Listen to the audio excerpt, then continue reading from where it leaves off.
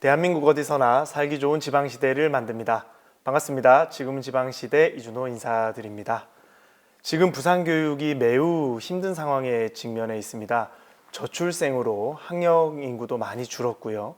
또 초유의 교육감 공백 사태가 일어났습니다. 그래서 부산교육은 역사상 유례없는 위기 상황에 놓여 있다고 많은 평론가들이 이야기하고 있습니다. 오늘은 부산교육을 위해서 최선을 다해서 뛰고 계신 부산광역시의회 교육위원장이십니다. 강무길 위원장님 모셨습니다. 안녕하세요. 반갑습니다. 네, 먼저 자기소개를 좀 우리 시청자들께 해주실 수 있나요? 예, 부산광역시의 후반기 교육위원장을 맡은 강무길입니다. 전반기에는 의회 전체를 관할하는 운영위원장으로 2년 동안 봉사를 했고, 그 후반기는 교육위원장으로서 되어서 앞으로 부산 교육의 발전과 시의 발전을 위해서 최선의 노력을 다하도록 하겠습니다. 네, 위원장님. 얼마 전에 교육위원장 보궐선거가 있었잖아요. 네. 압도적으로 당선이 되셨던데 혹시 당선 소감이 좀 있으실까요? 예, 지난 11월 5일 날 금정구청장 보궐선거가 있어서 전 윤 위원장이 사퇴를 섬으로써 보궐선거를 하게 되었습니다. 그래서 압도적으로 된 부분은 제가 또 재선 의원이다 보니까 여러 동료 의원들께서 많이 도와준 것 같습니다. 이 자리를 빌어서 다시 한번 감사를 드리고 앞으로 책임감을 많이 느끼고 있습니다. 후반기에 그 교육의 발전을 위해서 더욱더 열심히 헌신하도록 하겠습니다. 네, 그러면 원래 교육위원장이 계셨는데 이제 금정구청장에 출마하시면서 공백이 생겼고 그 빈자리를 이제 든든히 메워주시게 되셨습니다. 일반 우리 시민들께서는 교육청은 어떤 기관인지 너무 잘 아실 것 같고요. 네. 하지만 이 교육위원회가 시의회 교육위원회가 어떤 역할을 하는 걸까 궁금하실 것 같아요. 혹시 어떤 역할을 하고 있을까요? 예, 교육위원회가 부산시 5대까지는 교육위원을 따로 뽑았습니다. 전문 분야다 보니까 각 그 지역구 한 3개 구를 묶어서 교육위원을 뽑았는데 이제 6대에 돌아오면서 시의회에서 그 한 분과를 별도로 해서 의원들 중에 선출해서 이렇게 하게 돼 있는데 시의회하고 동일하다 보면 됩니다. 그렇지만 전문적인 부분이 있다 보니까 교육위원회만 교육청만 상대로 해서 뭐 예산을 또 수립한다든지 행정사무감사, 조례, 민원 일반 그 부산시의회에서 하는 거와 같지만 또 전문성이 요구된다. 저는 그렇게 생각합니다. 그러면 일반적인 위원회는 부산광역시장을 견제하고 또 혹은 보조하기도 하고 예산 심의를 하지만 교육위원회는 교육감을 대상으로 네, 그런 역할을 똑같이 수행하는 거네요.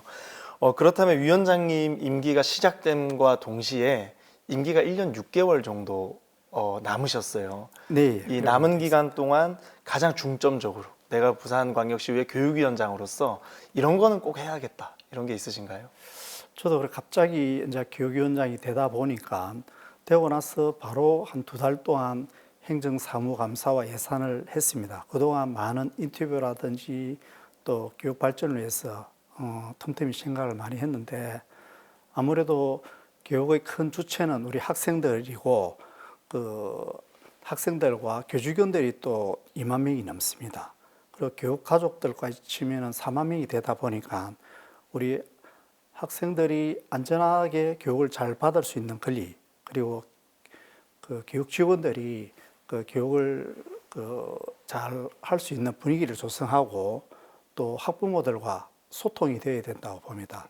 그 부분이 제가 생각할 때는 그 현장이 답이다라는 생각을 가지고 항상 현장의 목소리를 반영하려고 이렇게 노력하고 있습니다. 네, 특히나 이제 안전을 수차례 말씀해 주셨는데 정말 그 아이들 통학 문제라든지 안전에 있어서 시민들께서도 굉장히 관심이 많은 것 같습니다.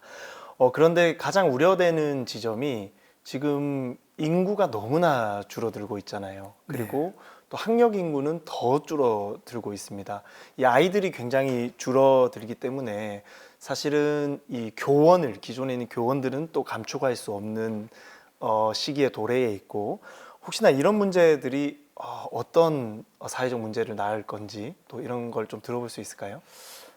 저도 부산시도 고민이지만 지금 최근 그 30년 동안 우리 학생들이 그 50만 정도가 줄어들었습니다. 50만이 예. 줄었어요. 네. 부산 시민이 그 30년 동안 줄어든 인구가 한 60만 정도 되거든요. 네. 대부분 초중고 학생들이 이제 줄어드는 부분인데 네. 그렇다 보니까 이제 그 학교 폐교가 또 많이 나고 또 슬럼화되는 부분도 많이 있고 소규모 학교가 운영하는 부분도 상당히 문제가 많습니다. 네. 그렇지만 이제 교직원 수는 줄어들 수는 없으니까 교육의 양질을 펼치기 위해서는 재편돼야 될 시기다. 그런 부분에 대해서 아직 고민도 하고 있고 그래서 뭐 늘봄학교라든지 이런 부분도 대대적으로 교육의 차원에서 접근을 하고 있습니다. 네, 제가 초등학교 다닐 정도만 해도 한 반에 한 40여 명 정도에 있었고 반 또 한 12반까지 있었던 기억이 있는데 지금 초등학교 가보면은 한 반에 한 20명 정도 네. 정원이 되어 있고 반의 개수도 한 3개에서 4개 정도 되어 있는 것 같습니다. 그런데 선생님의 수는 그대로기 때문에 사실 좀 비대칭적이지 않나라는 생각이 많은데 또 위원장님 말씀 들어보니까 좀 하루빨리 이런 문제들이 좀 해결이 되면 좋겠습니다. 위원장님께서 이 최근에 아주 좋은 조례를 하나 만드셨더라고요. 급식실의 환경을 개선하겠다. 그리고 네. 급식실에 종사하는 분들의 건강 보호를 하겠다라는 취지의 조례를 만들어 주셨는데 혹시 내용 소개가 좀 가능하실까요? 최근에 그 교육위원회 오면서 처음으로 발의한 부분이 급식실 조례인데 지금 급식실이 너무 열악하고 급식도 교육의 일환이라고 제가 생각을 했습니다.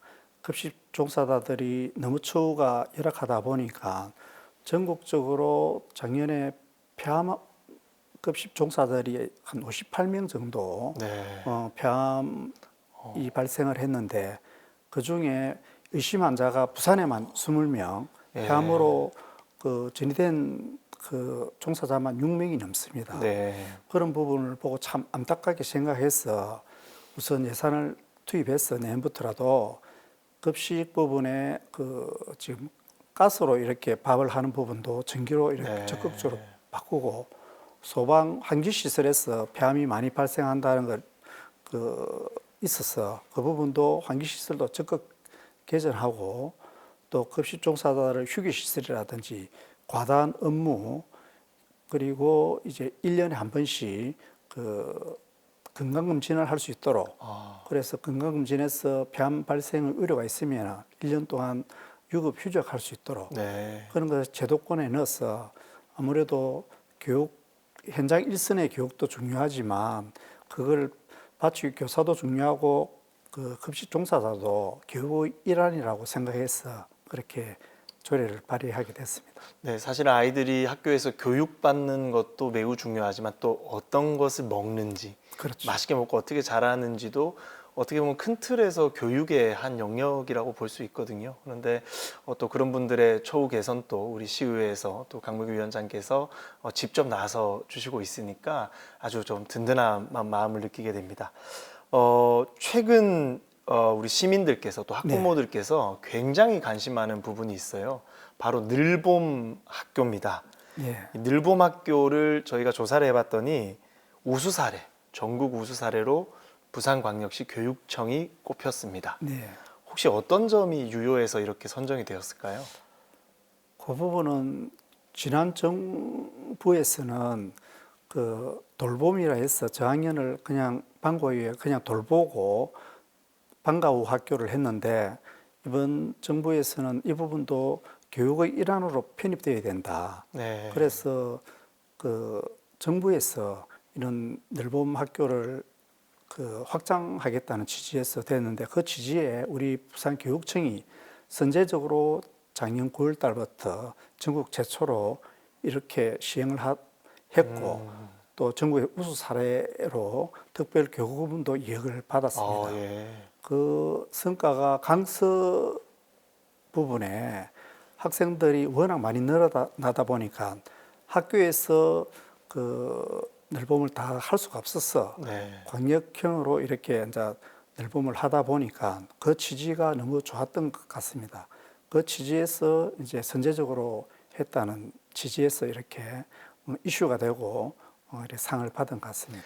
네, 이제 늘봄이라는 것은 아이를 키우면 관에서 아이를 언제나 어디서나 이 케어를 해주는 거기 때문에 사실은 학부모들의 부담이 많이 줄어들게 되잖아요. 네. 그런데 이 사업이 사실은 아직도 시작 단계고 완전히 정착된 것은 아닙니다.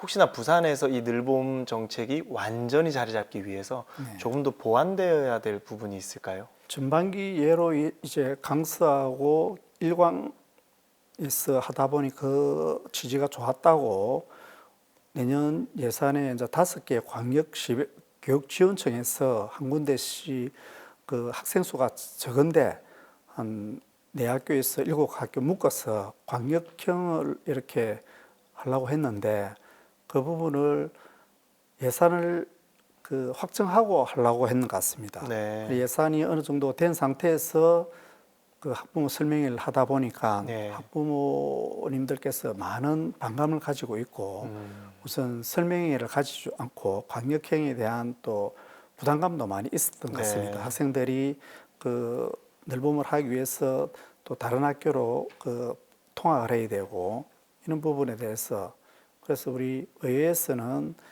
충분히 그 부분을 학부모님한테 설명을 하고 공감을 가지고 시행을 해라. 그렇게 예산을 그 조건으로 했고 동네 교육지원청이라든지 해운대 그 반송마루에 사는 부분은 예산을 삭감을 했습니다. 네. 왜냐하면은 그 학부모들이 너무 반감이 많았고 또 7개 학교를 모아서 하는 부분은 너무 그 부분에 불합리하다. 학부모들이 반대가 많았기 때문에 충분히 설명을 하고 예산을 다시 편성해라고 이렇게 삭감을 하게 되었습니다. 가장 중요한 게 예산이랑 뭐 학부모들과의 소통인 것 같네요. 네, 그래서 그렇습니다. 뭐 시의회에서 충분히 위원장님께서 예산 많이 확보해 주시고 또 고루 분배를 해 주시고 또 학부모들과 소통을 장려해 주시면 늘봄 교육도 잘 우리 부산에 정착이 될 수 있을 것 같습니다. 위원장님 혹시 올해 그 50대이신가요? 60대이신가요? 40대이신가요? 이제 올해 이제 한갑을 맞은 60입니다. 한갑이시네요 벌써. 네. 요즘에 AI 열풍입니다. 네. AI가 뭔지는 아시죠? 네. 뭐 인공지능을 이야기하는 건데 내년부터 AI 디지털 교과서가 현장에 적용된다고 합니다. 부산에도 적용이 되는데 부작용에 대한 우려도 좀 있고 또 네. 긍정적으로 보는 시각도 있는 것 같아요. 근데 AI 교육이 엊그제 이제 그 교육부에서 조금 달라진 부분이 있어서 네. 원래는 정부에서 AI를 정규 교육 과정으로 교과서로 채택하려고 이렇게 조례를 발의했는데 야당에서 그걸 반대를 해가지고 네. 교과서에 편입은 되지 못하고 보조 교재로 네. 그제 신문에 보면은 오늘 신문에도 났다시피 그래서 아직까지 시기상조라고 이렇게 한 것 같습니다. 네. 그리고 국민 여론조사에서도 83% 이상이 그 부분에 대해서 반감을 가지고 있고 그렇지만 대한민국 그 교육계가 세계로 나아가기 위해서는 빨리 그런 부분을 제도화해서 네. 제도권으로 그 넣어야 된다는 것은 변함은 없습니다. 그 부분도 늘봄과 마찬가지로 그 학부모들에게 설명이 아직 부족하기 때문에 그렇지 않나. 그런데 AI 교육 과정은 사교육도 절감도 되고 네. 학생들이 자기 취향에 맞게끔 시간에 맞게끔 그 부분을 언제든지 학습 개인적으로 할 수 있다는 부분이 장점이고 앞으로는 그렇게 가야 된다고 저도 생각을 하고 있습니다. 네, 이 AI 같은 경우는 전 세계 선진국들이 앞다퉈서 이 경쟁력을 키우고 있거든요. 네. 근데 우리나라 같은 경우도 이런 교육들을 사실은 조기에 시작하게 되면 아이들이 조금 더 받아들이는 속도도 빠르고 또 AI와 관련돼서 조금 더 친숙한 이런 성장을 할 수 있을 것 같은데 이 국회의 문턱을 네. 넘지 못해서 그냥 정규 과정은 될 수가 없었던 네. 거네요. 며칠 전에 그렇게 네. 참 안타까운 부분이 그 교육 정책이 정당이 없다시피 네. 이 국회도 교육에 대해서는 그 정당색이 없이 오직 학생들과 그 교육만 바라보고 가면 좋겠다는 개인적인 생각을 가지고 있습니다. 네. 조금 민감한 질문이 될 수도 있는데 안타깝게도 우리 전 교육감께서 당선 무효형을 대법에서 결국 선고를 받으셨습니다. 그래서 사실 우리 교육위원장님과 교육감 두 분이 부산의 교육을 이끌고 나가야 되는데 당분간 우리 교육위원장님의 어깨가 많이 무거워졌습니다. 혹시 혼자서 이런 부산의 교육의 문제를 사실상 이끌어가야 된다고 볼 수 있는데 어떻게 뭐 특별한 계획이나 뭐 대안이 있으신가요? 좀 그 부분에 대해서 좀 많은 고민을 가지고 있습니다. 지난주에 갑자기 이렇게 교육감님이 하차를 함으로써 내년 4월 2일 날 보궐선거가 있을 것 같은데 전임 교육감께서 2년 반 동안 그 교육을 갖다가 열심히 이끌어 오시다가 갑자기 하차하는 바람에 또 4월 1일 선거 교육감이 바뀌면은 어떻게 될 것인지 제가 7대 때도 시험을 했지만 그때는 진보 교육감이었습니다. 그리고 이번에는 이제 보수 쪽 교육감이고 그 교육계에 정치 논리가 이렇게 되면은 결국 피해는 학생들이 보지 네. 않을 것 같아서 우리 위원회에서도 빠른 시일 안에 선거 4월 2일 이전에라도 그런 부분에 대해서 지금 전 교육감님께서 많은 일을 또 한 부분은 잘된 점도 있고 못된 점도 있고 그걸 우리 교육위원회에서 한번 검증을 하고 네. 짚고 넘어가자. 그래서 새로운 교육감이 오더라도 잘된 부분 잘된 대로 끝까지 교육 정책에 반영을 하고 못된 부분은 그대로 또 수정을 할 부분 하고 그런 부분을 우리 교육위원회에서 먼저 선제적으로 준비를 해야 되지 않느냐.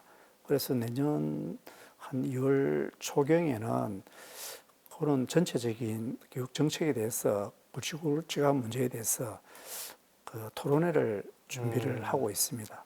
그러면 이제 전임 교육감께서 어떤 정책은 잘해 오셨고 어떤 네. 정책 문제가 있었는지를 위원장님을 포함한 교육위원들께서 네. 토론회 형식으로 선별을 해서 네. 정책의 지속성을 이어가겠다라는 네, 말씀이시네요. 그런 생각을 좀 가지고 말씀 준비하고 중에 있습니다. 보궐선거가 4월 2일이라고 하셨는데 네. 그러면 부산광역시 교육청은 그 한 5개월의 기간 동안 교육감 공백 상태가 되는 건가요? 네. 그러면 그 업무는 어떤 분이 이제 이어받게 되나요? 지금 업무는 권한대행 부교육감께서 권한대행, 이렇게 예. 하게 되는데요.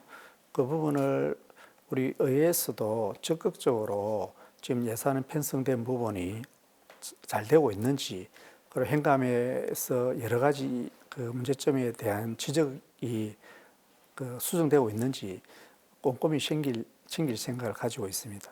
네, 그러면 부교육감께서 직무 대행을 하게 네, 되셨군요. 그러면 부교육감과 함께 이제 교육위원장님께서 남은 임기를 잘 부산시 교육을 잘 책임져 주시기를 당부 말씀을 드리고 싶습니다.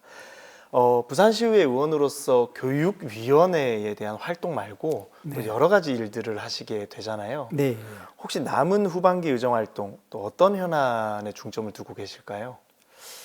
아무래도 지금 후반기 교육위원장을 맡은 만큼 교육위원회 1년 예산이 뭐 한 6조 가까이 이렇게 적은 예산이 아닙니다. 그리고 교육가족들이 4만 명이 넘고 전국 17개 시도 중에서 많은 인구 변화의 문제라든지 또한 부산의 문제점이 교육하고 연계가 되기 때문에 학생들이 정주행 교육을 부산에서 잘 할 수 있도록 그런 부분을 뒷받침할 수 있는 정책들 그런 부분을 적극적으로 교육청과 협의해서 대한민국 어떤 가는 우리 부산 교육청이 될 수 있도록 함께 노력하려고 생각하고 다짐하고 있습니다. 네, 좋은 말씀 감사합니다. 위원장님께서 보시기에 그러면 앞으로 부산 교육 어떤 방향으로 가야 된다고 생각하십니까? 교육의 방향이라 하면은 지금 부산이 여러 가지 어려움이 많지만 조금 전에도 말씀드렸다시피 현장이 답이다는 생각을 가지고 우리 관계 종사자와 그리고 학생들과 학부모들이 만족할 수 있는 교육 환경을 조성하는 데는 저희 교육위원들이 현장에서 답을 찾고 현장에서 모든 것을 실천할 수 있는 그런 생각을 가지고 열심히 뛰는 우리 교육위원들이 되도록 노력하겠습니다. 네, 그 위원장님 혹시 위원장님께서 생각하시기에 교육이란 뭔가, 교육이 왜 중요한가 이런 것에 대해서 좀 말씀을 해주실 수 있나요? 교육이 백년대계라고 이렇게 하고 있는데 정말 교육이 그냥 지식 습득만 중요한 것이 아니라 그 인성교육이라든지 지혜를 배운다든지 저희들이 어릴 때는 정말 참다운 인간이 되어라 이런 말을 많이 들었는데 지금은 너무 올해 그 수능 만점자가 11명인데 10명이 의대를 간다고 하고 한 명만 그 과학자가 된다고 할 때, 야, 이게 우리나라의 현실인가. 문과에서 공부를 잘하면 옛날에 법대를 가고 의대를 가는 부분이 네.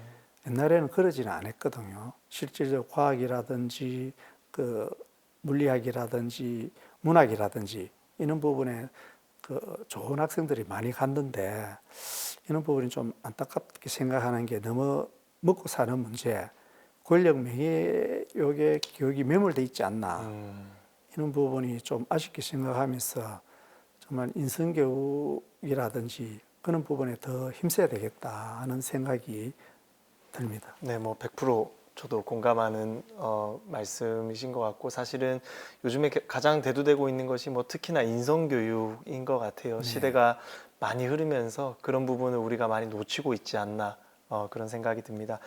우리 위원장님께서는 이제 교육위원장이시기 이전에 예. 또 시의원이시잖아요. 네. 근데 그 시의원을 선출해 주신 분들이 해운대 네. 구민이십니다. 혹시 해운대를 위해서 그간 내가 이번 임기 동안 이런 일을 했었다. 또 혹은 네. 할 거다. 그런 것들을 우리 해운대 구민들께 잠깐 좀 설명해 예. 주실 수 있을까요? 예. 저도 그 해운대에서 주민의 선택을 받고 구의원, 시의원 재선을 하면서 주민들께 많은 사랑을 받았습니다. 우선 그 교육위원장 이전에 그 해운대 을지역 그 반여 반송, 반여 일사동 시의원으로서 우리 지역에는 또 수목원 문제, 제2쉼터 문제, 맹장공원 문제, 수영강 문제 많은 부분이 산재해 있습니다.